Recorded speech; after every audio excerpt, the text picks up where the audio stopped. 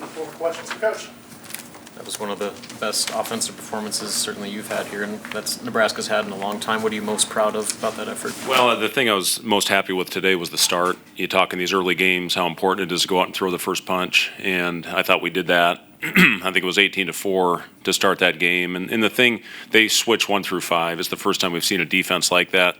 The thing you cannot do is get stagnant and just try to force it in against a mismatch. I thought we took advantage of some mismatches, but once the ball had shifted the defense side to side, I thought our activity was good. I thought we got our hands on some balls, which got us out in transition, and I thought we did a really nice job finding Connor. He obviously had it going again for the second straight game, and guys did a good job of finding him. But overall, I think the movement, Robin, was the thing that I was most pleased with. 22 assists, 6 turnovers. We're continuing to make strides in the right direction with that, and we're going to need it, obviously, once we start playing Big Ten games next Saturday.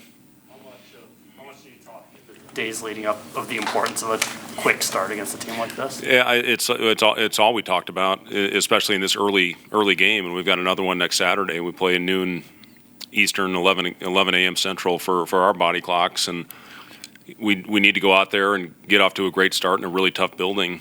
And, I've spent a lot of time in that building with a son that played for Coach Izzo, and, I know if you get off to a tough start, they're going to be right on top of you. They're going to be on top of you anyway, but, it's really hard to come back on Michigan State in East Lansing. So it's going to be important to hopefully continue to grow. I like the direction we're moving in, and we're getting better every game. This was a team, I think you guys in the last couple of days heard me in the press conference. Well, actually, I didn't do a press conference for this one, but, after the last game, these guys put a lot of stress on you because of their ability to shoot the ball, averaging 13.5 threes a game. They made 14 today, but we did a great job shutting off the paint.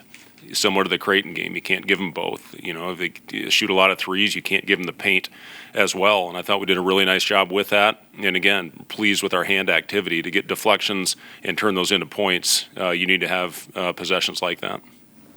Felt like Aaron was really solid when he was out there. Have you just seen him grow more and more comfortable getting back on the floor? I thought Aaron was terrific, and not only offensively, but I thought he made some great plays defensively, seeking level, getting a couple steals on the baseline when the ball, when the ball drove it. I thought he had 3 of them. I think Sam had a couple as well, seeking level. And then Aaron did a great job of getting us going on the offensive end. He found Andrew a few times on a roll and made a couple nice plays with some shake passes. But I thought he really commanded the offense today. And you need that out of your point guards. He made simple plays.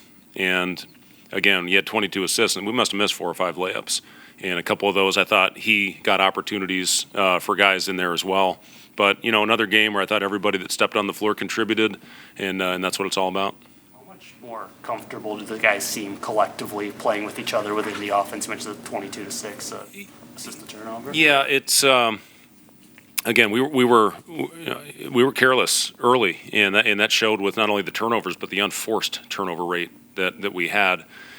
The first probably three games of the season, and then we had a couple solid ones, and then we took a step back. Now we have to keep taking steps in the right direction. We can't give away possessions when you play teams like Michigan State and Indiana, which are the next 2.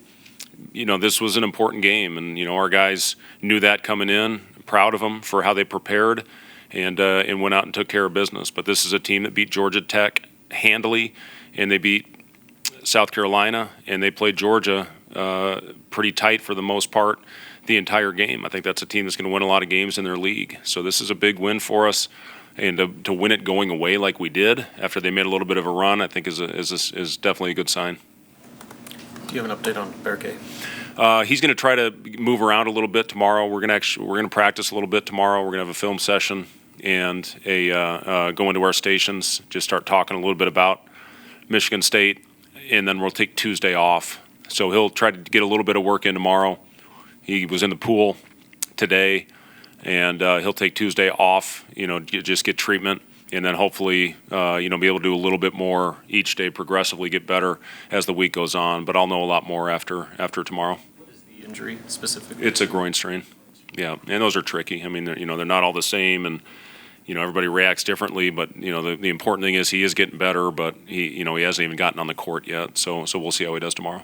This is always an interesting point in the schedule with those two Big Ten games. What's the key this week for you guys? Yeah, we need to have a great week of prep again, and I was really pleased with how we approached this week. After I thought we lost a little bit of our edge defensively in the South Dakota game.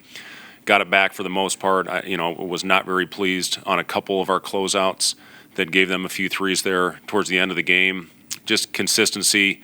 You've got to be on point if you want to give yourself a chance to win on the road in our league. And we just need to have a really good week of prep heading into one of the toughest environments in all of college basketball. How do you think you handled their zone tonight? I thought we did a solid job, especially once we got the thing into the middle. And, the first few possessions, we turned it over once. Connor threw it right into their guy's hand.